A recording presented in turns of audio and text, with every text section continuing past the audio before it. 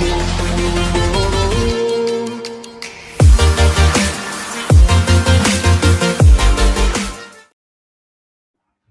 वालेकुम गर्ल्स।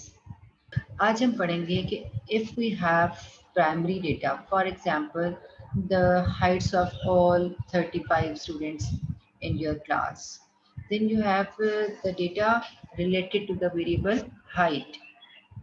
तो 30 आपके स्टूडेंट्स कितने हैं क्लास में? 35 हैं? कितने हैं मैम? 38 है आई थिंक। अच्छा ओके, 38 स्टूडेंट्स का डेटा हमारे पास है। तो हाइट का डेटा हमने एंटर कर लिया, ठीक। अब चले हम रैंडम से एक डेटा एंटर कर लेते हैं हाइट का, ठीक है। यहाँ मैंने लिख दिया कि अच्छा, हाइट का वेरिएबल हमने ये डिफाइन कर दिया, ठीक है। वेरिएबल व्यू में जाके न्यूमेरिक इसका टाइप है और विड्थ 8 बाय डिफॉल्ट 8 है, डेसिमल 2 है, हम इसको कुछ नहीं छेड़ते। Remain it would be 8 and 2. Label height of female students, कुछ भी लिख लें आप, ठीक है। ऑफ एमएससी कर लें। वैल्यूज हमने उसको देनी है कि नहीं देनी, हमने कोई वैल्यू नहीं देनी। वैल्यू का मतलब मैंने आपको बताया था कि कोड करना होता है, 1 for female, 2 for male. For example आपके पास अगर डेटा है कोई लेवल्स का, आपने लेवल्स डिफाइन कर दिए उसमें।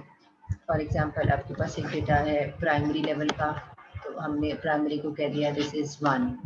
फिर हमने कहा सेकेंडरी है तो उसको कोड कर दिया सेकेंडरी का दिस इज़ 2, ठीक है। फिर इसके बाद हम कह देते हैं हाई, ठीक है। हाई को हम कह देते हैं 3। तो ये जो कोडिंग है ना, ठीक, 3 से ही लिखा जा रहा है, ओके।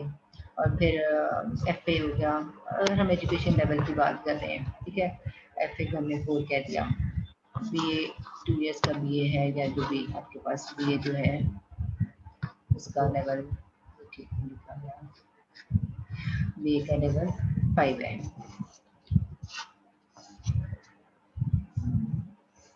यहाँ सेलेक्ट स्क्रीन से ठीक नहीं है तो वो लिखा नहीं जा रहा। चलो यहाँ साइड पे लिख देते हैं, स्टिल नॉट इट, ओके।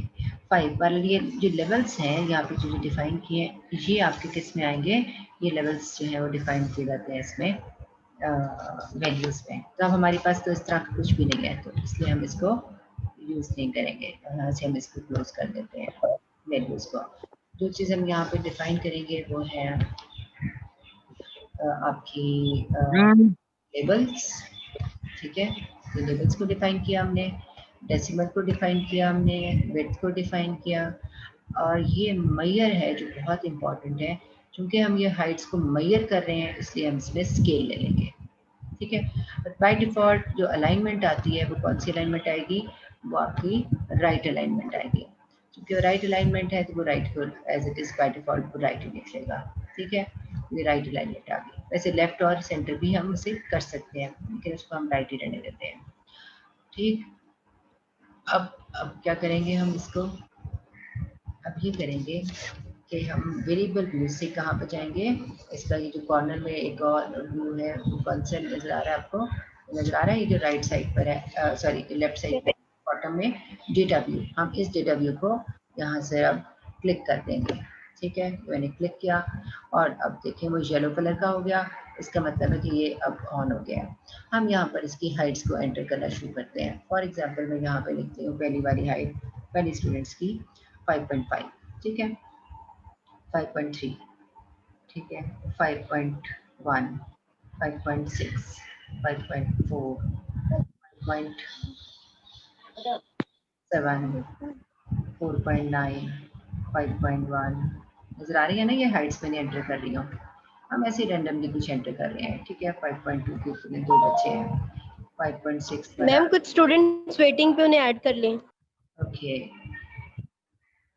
6 है, ठीक है, मैंने एडमिट कर लिया। अच्छा, ये डेटा मैं एंटर करती जा रही हूँ और 5.4, 5.5, 5.6, 5.8, 5.2, again 5.2,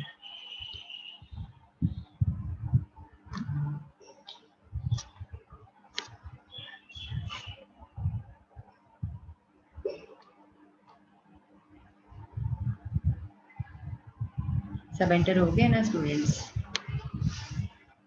ठीक है, अब हमने इसके यहाँ से 5.5 के बाद करते हैं 5.2। आप लोगों ने एसपीएसएस किसी ने इंस्टॉल करवाया अपने कंप्यूटर्स में? यस मैम, करा लिया है। चलो गुड। चलो मैंने ये 25 स्टूडेंट्स कर लेते हैं, ठीक है।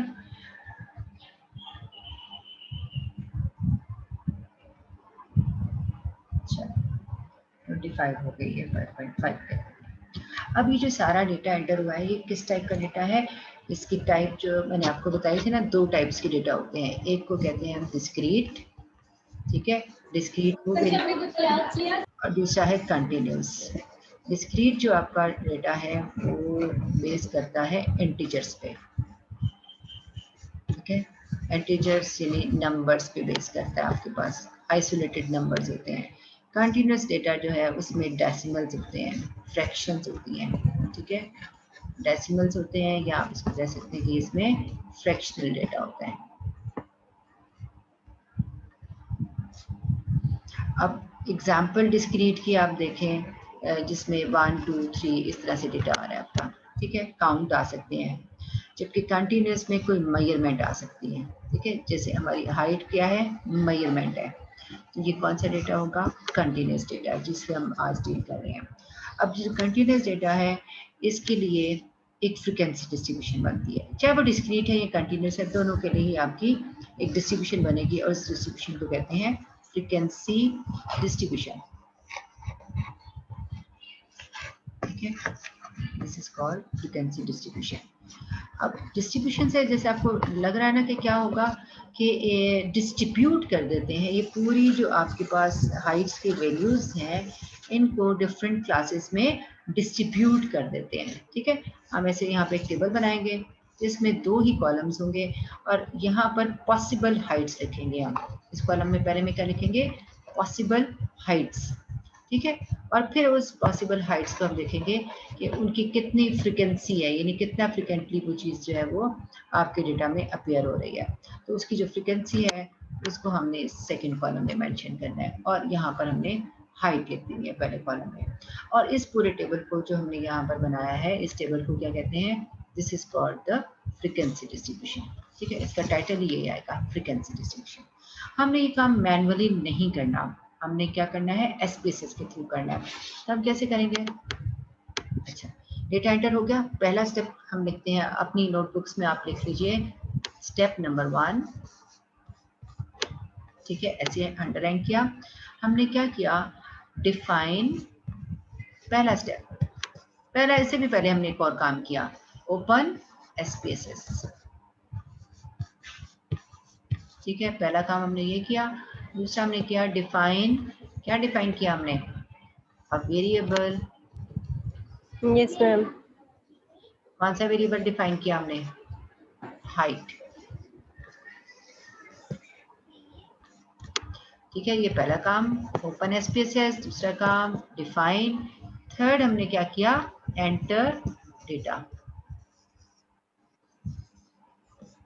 ठीक है, इनटू, किसमें हमने एंटर किया डेटा को, हमने इसमें एंटर कर दिया, मुझसे सही लिखा नहीं जा रहा है यहाँ से, इनटू हाइट, ठीक है,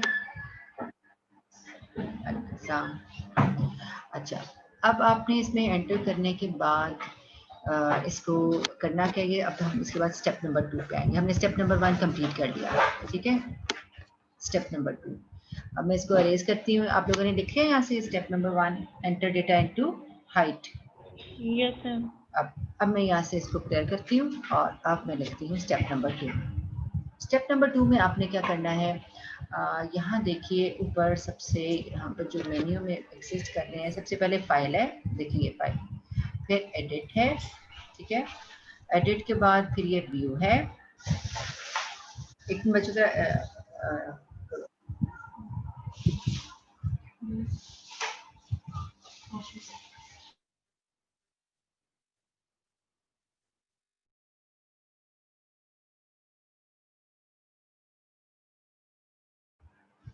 जी गर्ल्स, ये मैंने आपसे कहा कि आपने ये हाइट्स की कैटेगरी, ये ऊपर देखें डेटा है, फिर ये ट्रांसफॉर्म, एनालाइज, ये सब कुछ इसमें एग्जिस्ट कर रहा है। ठीक है, आपने क्या करना है, सबसे पहले यहाँ पर डेटा, यहाँ पर एक ऑप्शन हमारे पास डेटा में है,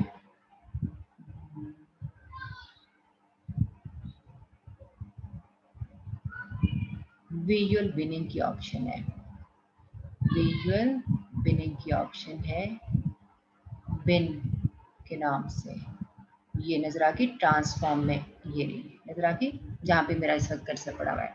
तो इसका मतलब है हमने क्या लिखना है, सबसे पहले हमने लिखा ट्रांसफॉर्म में गए, ये स्टेप नंबर 2 है, आपने इसको नोट कर देना, स्टेप नंबर 2। ठीक है, स्टेप नंबर 2 में ट्रांसफॉर्म,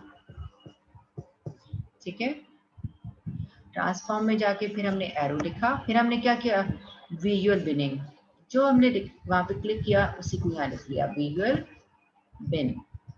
ठीक है, पूरा वर्ड में दोबारा लिखती हूँ, क्या है, ट्रांसफॉर्म में गए, विजुअल बिनिंग है, NNING, विजुअल बिनिंग। अच्छा, हम करके देखते हैं इसको। हमने किया ट्रांसफॉर्म, अब देखें विजुअल बिनिंग पे जैसे ही मैंने क्लिक किया, एक विंडो और खुल गई, और उस विंडो के ऊपर क्या लिखा हुआ है, ऊपर क्या लिखा हुआ है, ये देखें, विजुअल बिनिंग लिखा हुआ है।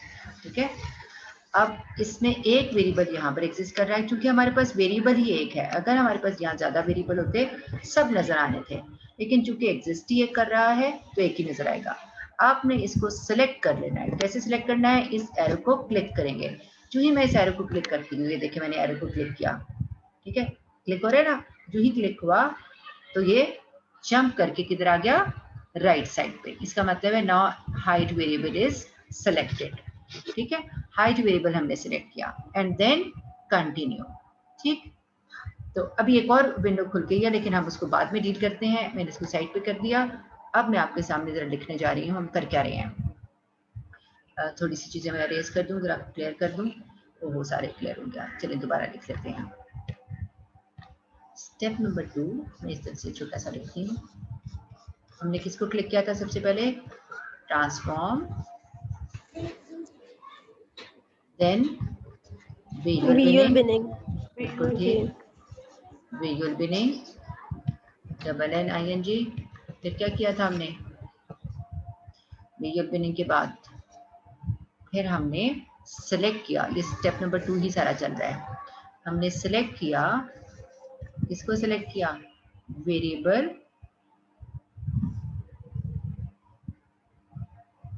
ओहो मैंने सही नहीं लिखा,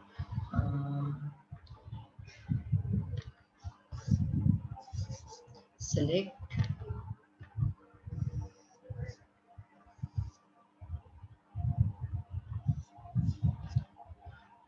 हमने किस वेरिएबल्स को सिलेक्ट किया, हाइट को, इसको डबल कोट्स में लिख देते हैं।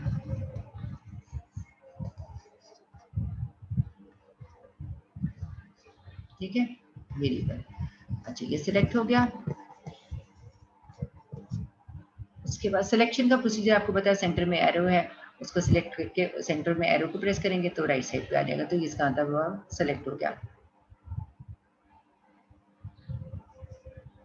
SELECT। अच्छा, सिलेक्ट के बाद आपने क्या करना है, ये वाली जो विंडो खुली है नेक्स्ट वन, इस विंडो में अगर आप नोट करो तो ये सारी आपकी डिस्ट्रीब्यूशन की वो एक ट्रेंड दिखा रहा है। सबसे मिनिमम मैंने क्या एंटर किया था 4.8, और सबसे ज्यादा मैंने बड़ा एंटर क्या किया था 5.8, तो उसने वो दोनों को ही मेंशन किया हुआ है। दरमियान में आपके पास ये देखें कुछ रेंजेस इस तरह से वैल्यूज बन रही है, नजर आ रही है ना। एक चीज आपने ये नोट करनी है, हाँ, उसके बाद आपने यहाँ पर ये वेरिएबल जो यहाँ मेंशन हुआ है कौन सा है, हाइट का। ठीक है, इस हाइट के वेरिएबल को आप देखें तो यहाँ पर भी लिखा हुआ है, नजर आ रहा है ना यहाँ पर हाइट, और ये उसका लेबल भी नजर आ रहा है। जो लेबल मैंने लिखा था ना वो खुद ब खुद उसने पिक करके यहाँ लिख दिया, आपने कुछ नहीं करना। आपने जो काम करना है वो ये करना है कि इस जगह पर, ये जो व्हाइट वाली जगह है, यहाँ पर लिखना है बिन का वर्ड। देखिए मैं लिखने जा रही हूँ, यहाँ पर छोटा सा मैंने क्या लिखना है, बिन, BIN, नजर आ गया, बिन मैंने लिख दिया। ठीक है, अब इसका मतलब है कि बिन जब आपने लिख दिया, यानी मैंने क्या किया, इस नया काम जो है इसके बाद मैंने बिंड वेरिएबल का नाम क्या रखा, bind variable is equal to, मैंने इसका नाम बिन रख दिया, ठीक है, इसको मैंने ऐसे वाइट कलर के अंदर लिख दिया। अच्छा, एक काम मैंने ये किया, उसके बाद मैंने क्या करना है, मैंने ऐसे एरो लगा लगा के लिखना है, ठीक। अब इसके बाद मैंने क्या करना है, आप देखें कि यहाँ पर ये मेक कट पॉइंट्स नजर आ रहा है, ये साइड पे make cut points and make label का, ये आ रहा है नजर बच्चों, make cut yes ma'am. Points, हाँ, और मेक लेबल्स। मैंने क्लिक करना है मेक कट पॉइंट्स को, ये देखिए कट पॉइंट्स को मैंने क्लिक कर दिया, ठीक है। जो ही मेक कट पॉइंट्स किया तो एक नई विंडो खुल गई। अब मैं थोड़ा सा यहाँ से क्लियर कर दूँ ताकि ये लाइनें हट जाए यहाँ से, चलिए, ठीक। अब मेक कट पॉइंट्स का जो टाइटल है, आप देखिए यहाँ पर ये क्या लिखा हुआ है, मेक कट पॉइंट्स नजर आ रहा है, ठीक है। आपने क्या करना है, इस टाइटल में मेक कट पॉइंट्स के अंदर फर्स्ट कट पॉइंट जो है वो आप की जो मिनिमम वैल्यू थी वो आपने यहाँ डाल देनी है, ठीक है। नंबर ऑफ कट पॉइंट्स आपने नहीं लिखने हैं, ठीक, ये वो खुद ही बता देगा। आपने विड्थ को डिसाइड कर लेना है, ठीक है। अब हम पिछली वाली विंडो में दोबारा जाते हैं, ठीक है। पिछली वाली विंडो में दोबारा जाने के लिए क्या किया मैंने, यहाँ आ गई, दोबारा इसको कैंसिल किया, पिछली विंडो में आ गए। पिछले विंडो में अगर आप देखो तो यहाँ पर दो चीजें और थी, एक तो ये मिनिमम नजर आ गया और एक ये मैक्सिमम नजर आ गया। 4.8 है और 5.7, इनको आपने नोट करना है। तो फर्स्ट कट पॉइंट, इन दोनों का गैप देखो कितना आ रहा है, इसमें से 5.7 में से 4.8 को माइनस करें तो 0.9 आ जाएगा या ज्यादा से ज्यादा 1 आ जाएगा, ठीक है। तो इसका मतलब है कि आपका टोटल इंटरवल 1 फुट का है, ठीक है ना, 1 फीट ही है ना। मिनिमम हाइट किसी बच्चे की क्लास में 4.8 है और मैक्सिमम हाइट जो है किसी बच्चे की इस क्लास में 5.7 या 5.8 है। अब आपने क्या करना है कि अगले कट पॉइंट्स को मैं दोबारा क्लिक करने लगी हूँ, ठीक है, ये कट पॉइंट्स को क्लिक कर दिया, ठीक है। अब जब कट पॉइंट को क्लिक किया तो आपने जो चीज मेंशन करनी है वो यहाँ पर इस जगह पर लाकर नजर आ रहा है, ये फर्स्ट कट पॉइंट वाली जो जगह है, यहाँ पर जो मैं दोबारा से इसको कलर चेंज करती हूँ ताकि आपको नजर आए, ये वाली जो जगह है, ठीक है, येलो वाली जगह, इस जगह पर हमने लिखना है। तो हम 4.8 की बजाय 4.9 लिख देंगे पहला कट पॉइंट, यानी कि हम 0.1 के या 4.8 ही चले लिखते हैं आपकी आसानी के लिए। जो आपकी मिनिमम वैल्यू होगी ना वही आपने यहाँ लिख देनी है। देखिए मैं इसके अंदर क्या लिखने लगी हूँ, 4.8 नजर आ गया सबको, 4.8 इसके अंदर लिखा हुआ, ठीक है। ये मैं सबको जरा क्लियर कर दूँ ताकि आपको नजर आ जाए, ठीक। 4.8 आपने एंटर करना है, उसके बाद आपने विड्थ लिखनी है। अब हमने ये जरूर नोट किया था कि हमारी जो वैल्यू है विड्थ की, यहाँ पर जो एंटर करने जाएंगे हम, मैं जरा कलर चेंज करूँ, ये यहाँ पर, अब हमारी 4.8 से लेकर कहाँ तक जा रही थी, 5.7 तक, तकरीबन ये 1 का गैप आ रहा था ना, 5.7 नहीं लिखा गया मुझसे, सही, मैं इसको यहाँ से मिटाती हूँ, कहीं और लिखती हूँ। हमारी वो वैल्यू थी 4.8 से 5.7 तक, जो ये गैप है इसके दरमियान में ये 0.9 का था, ऐसे ही है ना। हम इसको इक्वल पार्ट्स अगर कर रहे हैं, 10 इक्वल पार्ट्स, तो 0.1 का गैप आ जाएगा ऑलमोस्ट। तो हमने विड्थ जो है खुद से डिसाइड की, इस गैप को मिनिमम और मैक्सिमम दोनों को कंसिडर करना है, उनका गैप निकालना है। गैप ऑलमोस्ट 1 है या 0.9 है, ऑलमोस्ट इतना ही, उसको 10 इक्वल पार्ट्स में डिवाइड कर दिया। तो 10 इक्वल पार्ट्स में डिवाइड करके क्या रिजल्ट आया आपके पास, 0.1। आपने ये 0.1 किस में मेंशन करना है, विड्थ में, यहाँ मैंने एरो लगाया हुआ है, टिक किया हुआ है, यानी 0.1 मैंने विड्थ में लिखा। सबको नजर आ गया, ठीक है। अब जो ही मैंने 0.1 लिखा तो मैंने कर्सर को ऊपर लेकर गई, नजर आ रहा है ना मेरा कर्सर ऊपर, यहाँ आके मैंने सिर्फ क्लिक किया, खुद ब खुद 10 आया, मैंने नहीं लिखा 10 खुद आया, ठीक है। आपने क्लिक करने के बाद अप्लाई कर देना है, ठीक है, ओके। अब मैं दोबारा लिखने लगी हूँ सब चीजें जो आपको मैंने बताई हैं, ताकि हम इसको लिखकर आगे की तरफ चलें, ठीक है। ये देखें, ये मैंने रेड कलर से हम लिख रहे थे, स्टेप नंबर 2।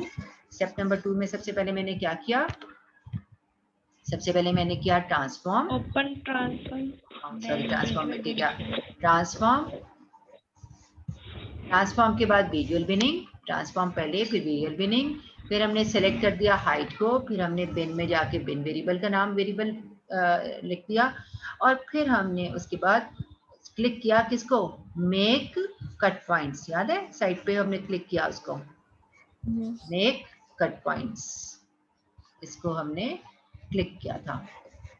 मैं इसको बटन ही बना देती हूँ, ऐसे ऐसे बटन था, उसको हमने क्लिक कर दिया।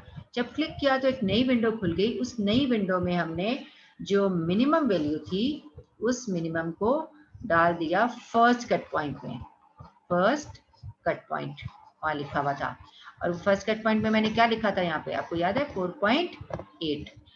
दूसरी लाइन मैंने खाली छोड़ दी थी, और तीसरी लाइन में मैंने लिखा था विड्थ के सामने, विड्थ के सामने मैंने क्या लिखा, याद है कुछ, मैंने लिखा था 0.1, ठीक है। और इसके बाद मैंने एरो लगा दिया, क्योंकि स्पेस नहीं है मेरे पास इसलिए मैंने एरो आगे क्यों लगा दिया। आपने नीचे क्यों एरो लगाना है, नीचे क्यों एरो लगा के आपने लिखना है। उसके बाद अप्लाई, अप्लाई किया था ना हमने। यहाँ हमारा स्टेप नंबर 2 जो है वो अभी कंप्लीट नहीं हुआ। अच्छा, स्टेप नंबर 2 अभी कंप्लीट नहीं हुआ। अप्लाई करने के बाद हम पुरानी वाली विंडो में दोबारा वापस आ गए। अब मेक कट पॉइंट्स के नीचे देखिए एक और कुछ लिखा हुआ है, मेक लेबल्स, नजर आ रहा है जहाँ मैंने ये हाँ। अप्लाई के बाद हमने क्या कर दिया, एरो लगा के किस पे क्या लिखूंगी मैं लिखूंगी मेक लेबल्स को क्लिक किया, मेक लेबल्स। यहाँ से मेरी थोड़ी स्क्रीन सही नहीं है तो आप लोग लिख लें, यहाँ पे मेक लेबल्स को क्लिक किया, ये बटन का एक निशान बना दिया मैंने यहाँ पे, ठीक है। जब आप मेक लेबल्स करेंगे तो क्या होगा, अब देखिए मैं क्लिक करके आपको दिखाती हूँ कि क्या होगा। ये मेक लेबल्स को मैंने क्लिक किया, जब मैंने मेक लेबल्स को क्लिक किया तो आपकी इसी विंडो के अंदर देखिए, मैं ऑफ भी करती हूँ ऑन भी करती हूँ, वो है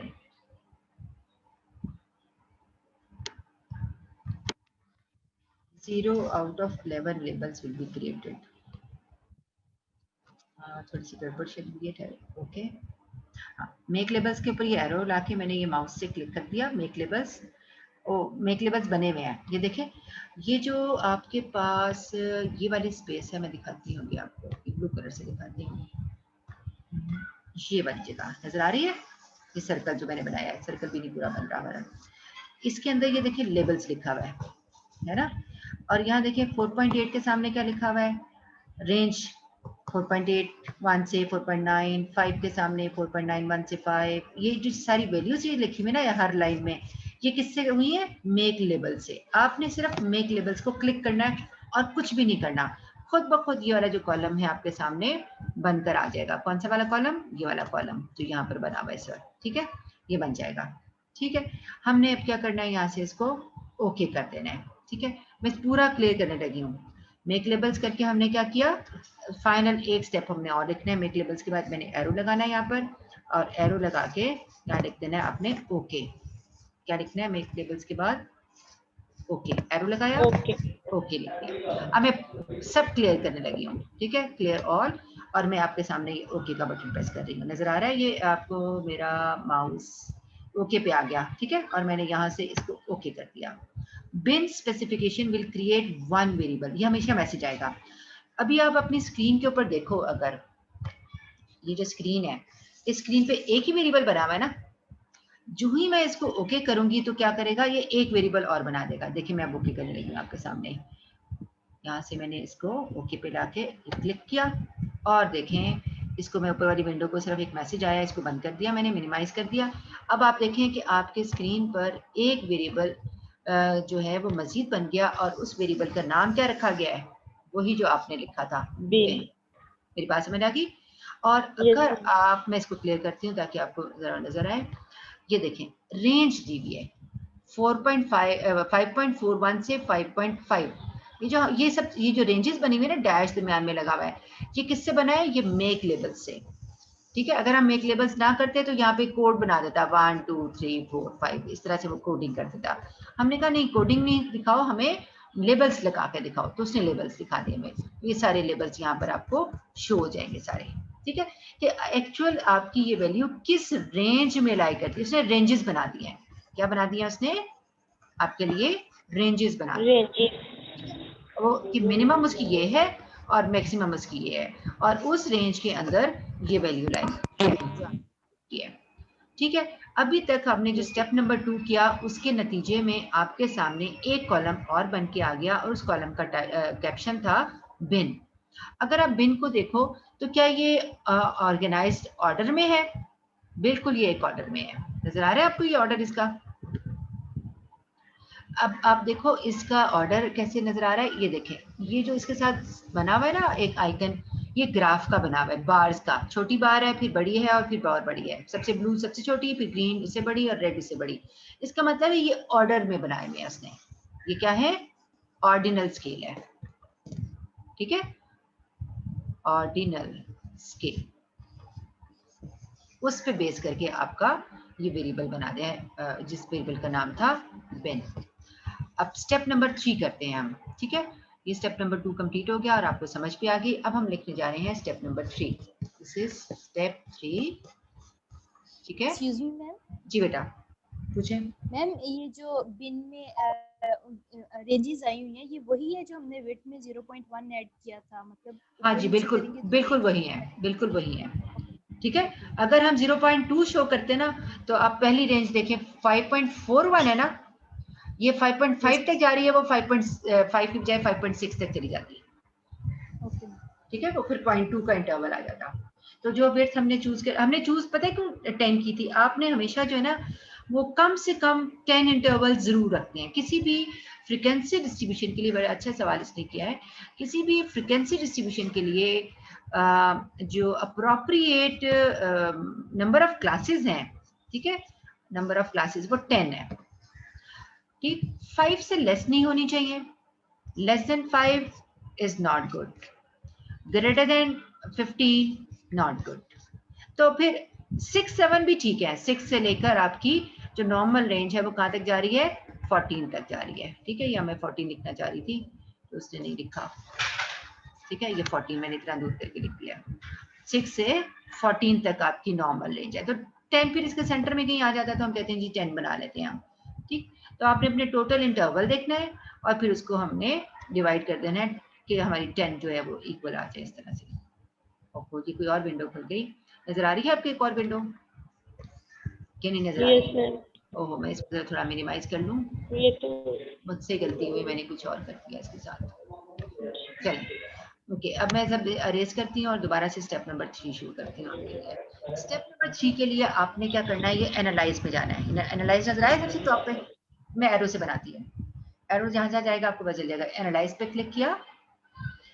इसमें सबसे ऊपर देखें डिस्क्रिप्टिव स्टैटिस्टिक्स है, नजर आ रहा है? तैयबा अभी एंटर हो रही है। चले, मैंने इनको क्लिक करके एंटर कर दिया, एडमिट हो गया। अच्छा, ये डिस्क्रिप्टिव स्टैटिस्टिक्स, इसमें क्लिक करते हुए ये साइड पे फ्रीक्वेंसीज है, नजर आ रही है फ्रीक्वेंसीज? इस फ्रीक्वेंसीज के नीचे देखें डिस्क्रिप्टिव्स भी हैं। हमने फ्रीक्वेंसी डिस्ट्रीब्यूशन बनानी है इसलिए हम फ्रीक्वेंसीज को क्लिक करेंगे। अब मैं पहले आपको लिख के दिखा देती हूँ ताकि हमारा मिक्स ना हो। सबसे पहले लिखा मैंने स्टेप नंबर 3। हमने किस में क्लिक किया? एनालाइज पे। ठीक है, एनालाइज पे क्लिक करने के बाद फिर हमने किस पे किया? डिस्क्रिप्टिव स्टैटिस्टिक्स पे। हाँ जी, डिस्क्रिप्टिव स्टैटिस्टिक्स पूरा लिख दिया हमने। ठीक, मेरे से शायद लिखा ना जाए, जब आ गया कुछ ऐसे से लिखा गया। डिस्क्रिप्टिव स्टैटिस्टिक्स को क्लिक किया तो फिर उसमें फ्रीक्वेंसीज को हमने क्लिक करना है। ठीक है, फ्रीक्वेंसीज को क्लिक करेंगे तो एक नई विंडो खुल जाएगी। चलिए अब हम करके देखते हैं। सबसे पहले हमने क्या किया? एनालाइज पे गए, डिस्क्रिप्टिव स्टैटिस्टिक्स, देन फ्रीक्वेंसीज। जो ही मैंने फ्रीक्वेंसीज को क्लिक किया, देखिए एक विंडो और खुल गई। इस विंडो को मैं थोड़ा सा साइड पर कर देती हूँ, इसको ड्रैग करके। ठीक है, थोड़ा इधर कर लेते हैं ताकि आपको नजर भी आए। अच्छा, इसमें आप देखें आपके पास दो वेरिएबल नजर आ रहे हैं। नजर आ रहा है ये ऊपर वाला भी और नीचे वाला भी। एक के साथ रूलर बना हुआ है साइड पर और एक के साथ क्या बना हुआ है? बार्स। आपने क्या करना है? बार्स वाला सिलेक्ट करना है। ठीक है, सिलेक्ट कर लिया बार्स वाला। अब आपने बार्स का सिलेक्ट करने के बाद ये साइड पे देखो, ये एक बटन है डिस्प्ले फ्रीक्वेंसी टेबल्स, नजर आ रहा है? और इसमें चेक बॉक्स हुआ हुआ है। चेक बॉक्स मीन एक टिक लगा हुआ है, नजर आया आपको लेफ्ट बॉटम में? Yes ma'am. हाँ, हाँ, इसको इंश्योर करें कि ये टिक होना चाहिए। इसका मतलब है आपको फ्रीक्वेंसी टेबल चाहिए तो वो फ्रीक्वेंसी टेबल डिस्प्ले कर दें। वो उसे क्लिक किया, वो ऑलरेडी क्लिक था इसलिए उसे कुछ भी नहीं करना हमने, and then okay, nothing else, then okay. अब देखें एक विंडो और खुल गई। ठीक है, तो पहले हम अपना लिखा हुआ कंप्लीट कर लें ताकि उसको मैं क्लियर करूं, फिर आपको दिखाती हूँ। हमने फ्रीक्वेंसीज के बाद क्या किया, फ्रीक्वेंसीज के बाद मैं इस विंडो को भी थोड़ा साइड पे कर दूं, शायद साइड पे ना हो, ठहरेंगे करती हूँ। ये हमारी जो आउटपुट आई है ना, इसको मैंने ड्रैग करके एक कोने पे लगा दूँ, कहाँ लगाऊँ, चलो इस तरह नीचे कर दिया। ठीक है, अब मैं आपको लिख के दिखाती हूँ। फ्रीक्वेंसीज के बाद हमने क्या किया था, क्लिक, बल्कि सेलेक्ट कर लेते हैं। सेलेक्ट कौन सा वेरिएबल किया था, बिन वाला, बार बिन वेरिएबल। हाँ बिन, इसका नाम बिन है। अगर वो पूरा आप देखें तो उसके आगे बिन लिखा हुआ होगा। सिलेक्ट करने के बाद हमने क्या किया, चेक बॉक्स किस पे करना है, डिस्प्ले फ्रीक्वेंसी टेबल। बिल्कुल। ये कौन सी बच्ची मेरे बोर्ड को खराब कर रही है, ये अपनी, मैं एनोटेशंस बंद भी कर सकती हूँ, लेकिन अभी आप लोग जरा बड़े बच्चे हैं, एमएससी के बच्चे हैं, आपको खुद करना चाहिए। अच्छा, फ्रीक्वेंसी